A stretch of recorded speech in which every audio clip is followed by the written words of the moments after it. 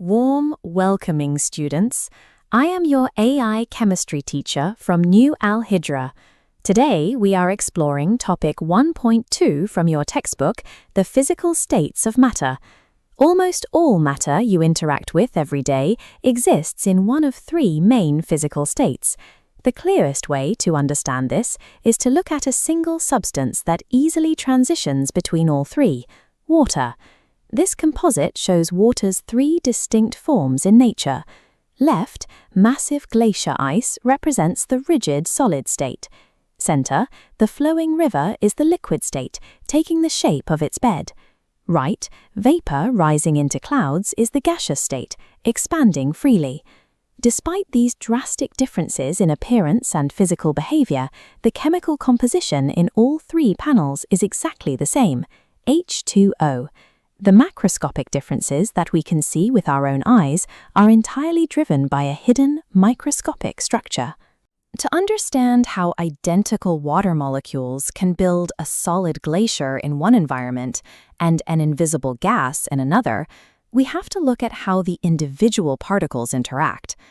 A substance's physical state is determined by two microscopic factors: particle arrangement, which is how closely the molecules are packed together, and kinetic motion, which is the inherent physical movement of those molecules.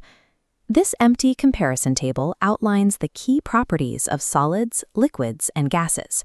The rows map macroscopic shape and volume against microscopic particle arrangement and motion.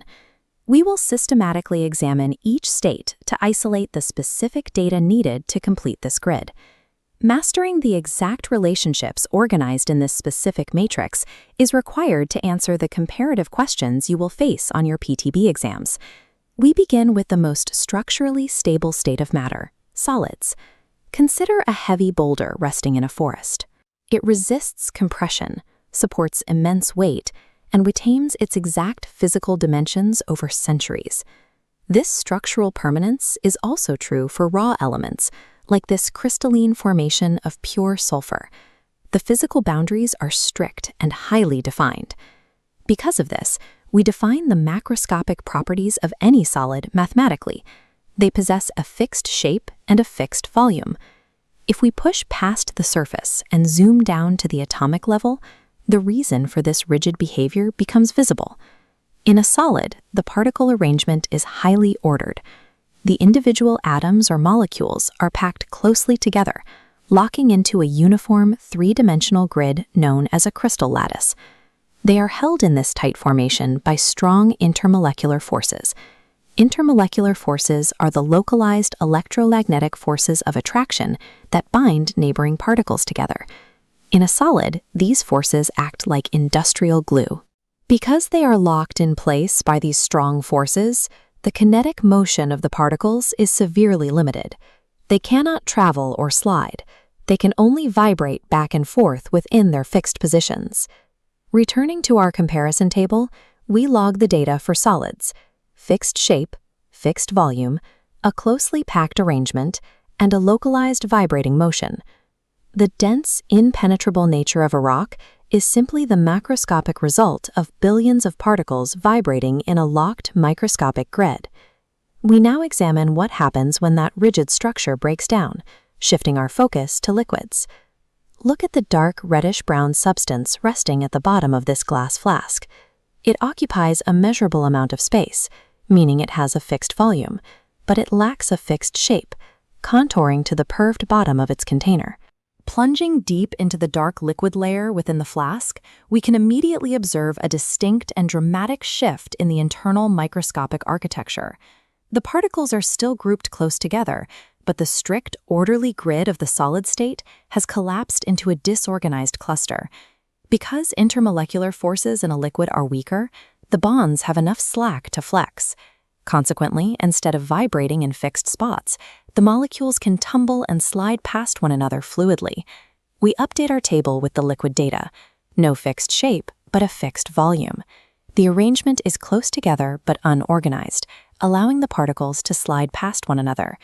A liquid's ability to be poured from a jug into a glass occurs because the particles smoothly roll over each other, while maintaining enough magnetic attraction to keep their total volume intact. Finally, we turn to the most energetic and unstructured state of matter, gases. Gases reject the physical constraints of the Ether states entirely. They have neither a fixed shape nor a fixed volume, instantly expanding outward to fill whatever container holds them. If we closely examine the empty air around us, the microscopic environment is truly defined by intense chaotic speed and extreme particle isolation. The arrangement of gas particles is sparse, separated by vast empty distances. At this state, kinetic energy completely overpowers intermolecular forces. The particles move too fast to be pulled together by attraction. Their motion is completely random.